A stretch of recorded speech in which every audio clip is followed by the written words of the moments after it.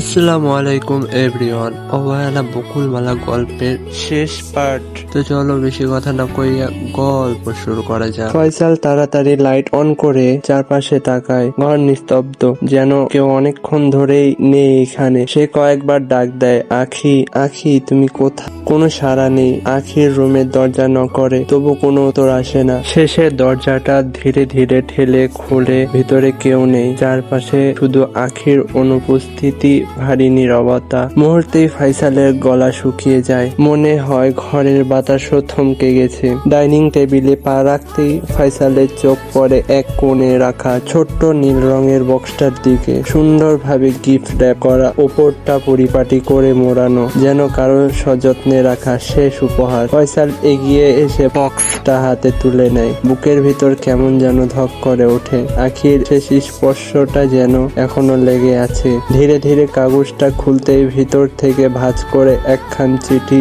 বেরিয়ে আসে। চিঠির উপরে বড় অক্ষরে লেখা, প্রিয় ফয়সাল। তার হাত কেঁপে ওঠে, গলায় শুকনো একদলা শব্দ আটকে যায়। বুঝে ফেলে এ চিঠিতে নিশ্চয় আছে কিছু এমন কথা যা সে হয়তো সারা জীবন শুনতে চায়নি। প্রিয় ফয়সাল, আমি জানি তুমি আমায় ভালোবাসোনি, কখনোই না। তবু আমি তোমায় ভীষণ ভালোবেসেছি, ভীষণ রকমের ভালোবেসেছি তোমায়। সেই বিয়ের দিন থেকে এই 3টা বছরে কতভাবেই চেষ্টা করেছি তোমার মন ছোঁয়ার, তোমার ভালোবাসা পাওয়ার। চেয়েছি তোমায় নিজের মমতায় জড়িয়ে রাখতে, ঠিক যেমন করে এক পাখি নিজের ডানায় বৃষ্টি ঠেকায়। কিন্তু তবুও পারলাম না ফয়সাল। এক ছাদের নিচে থেকেও আমাদের মাঝে ছিল বিশাল দূরত্ব, যেটার নাম মোহিনী। সে তোমার ভালোবাসার মানুষ, তোমার আসল অর্ধাঙ্গিনী। আর আমি তোমার কাছে ছিলাম কেবল দায়িত্ব, হয়তো এক বোঝা। আমি যদি এখন প্রশ্ন করি আমায় কেন ঠকালা ফয়সাল, তুমি কি বলবে? আমি তোমায় কখনোই ভালোবাসিনি আখি,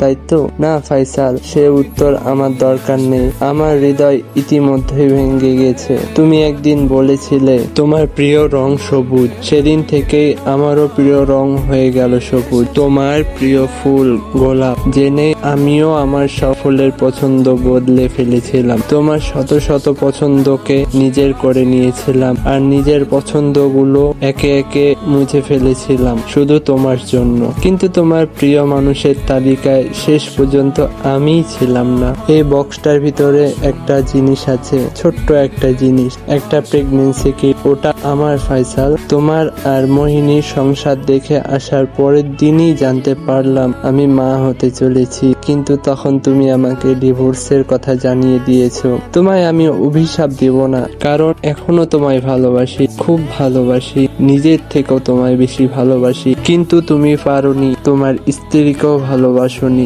আমাকে তো নয়। তবু আমি কৃতজ্ঞ তুমি আমাকে আমার সন্তানকে দিয়েছো। ভয় পেও না, আমি কখনো তোমার কাছে অধিকার চাইবো না। শুধু প্রার্থনা করি যেন তোমাদের ঘরে কোনোদিন আরেক আখি না আসে, যেন আর কোনো মেয়েকে ফয়সাল ভালোবেসে অবহেলা না করে। আমি তোমার কাছে একটুখানি ভালোবাসা চেয়েছিলাম, তুমি আমাকে দিলে এক পোড়া ঘর। এখন আমি সেই ঘর পোড়া মানুষ, যে আর আগুনে হাত দেয় না, শুধু দাগগুলো বয়ে বেড়ায় চুপচাপ। আমি চলে যাচ্ছি ফয়সাল, ভালো থেকো, খুব ভালো থেকো।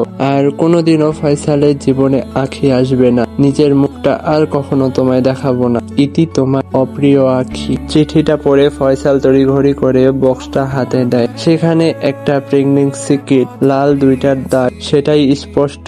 সাথে কিছু রিপোর্টও আছে, যেখানে লেখা আছে আখি সন্তান সম্ভব।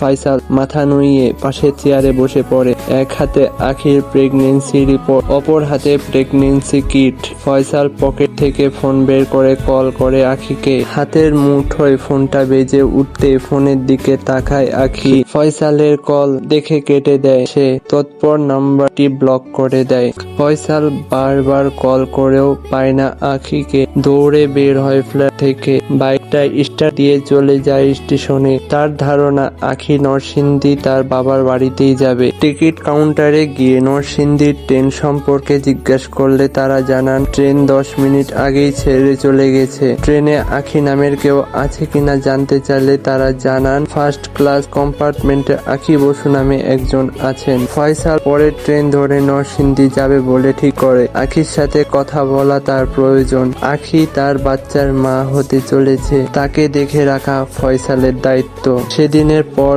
আর দেখা হয়নি ফয়সাল আর আখির। না, আর দেখা হয়নি। অভিমানী আখি সেই দিনের পর আর কারো সামনেই আসেনি, কারণ দাও দাও করে জ্বলে উঠেছিল ট্রেনের গায়ে আগুন, আর সেই আগুনের ভেতরেই পুড়ে গিয়েছিল আখির কোমল শরীর, সাথে তার গর্ভে থাকা 2.5 মাসের সেই ছোট্ট প্রাণটাও। ফয়সাল আখির মুখটা শেষবারের মতো দেখতে পায়নি। নিজের অনাগত সন্তানের অস্তিত্ব মুছে গেছে তার চোখের সামনেই, কিন্তু কিছুই করার ছিল না তার। ক্ষমা চাইবার সুযোগটুকুও আখি দেয়নি তাকে। আখি নিজের কথা রেখেছে, চলে গেছে, আর ফিরে তাকায়নি। কিন্তু ফয়সাল তার কথা রাখতে পারিনি, আখিকে ভুলে থাকতে পারিনি। জীবিত অবস্থায় আখিকে সে ভালোবাসেনি, কিন্তু মৃত্যুর পর মরা আখির প্রেমে ডুবে গেছে পুরোপুরি। যাকে অবহেলা করেছিল, আজ সেই মুখটাই সারাক্ষণ ভাসে তার চোখের সামনে। মোহিনীর সাথে সংসার করেও তার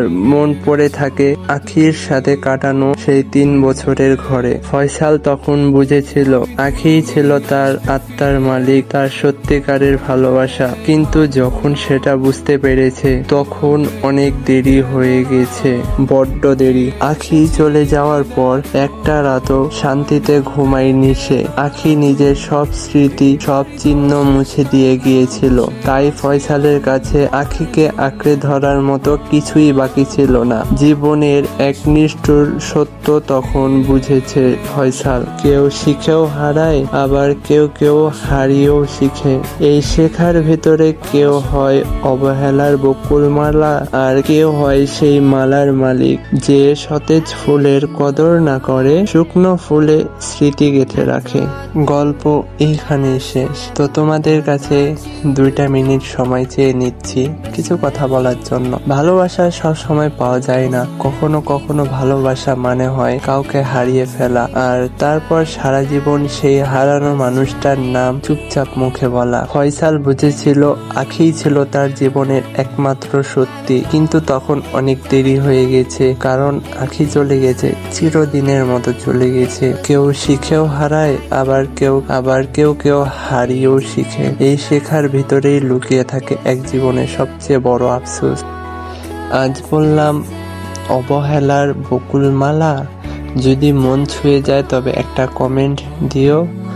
আখির মতো কেউ যেন না হারায়। সবাই তার নিজের বউটাকে যত্নে রেখো।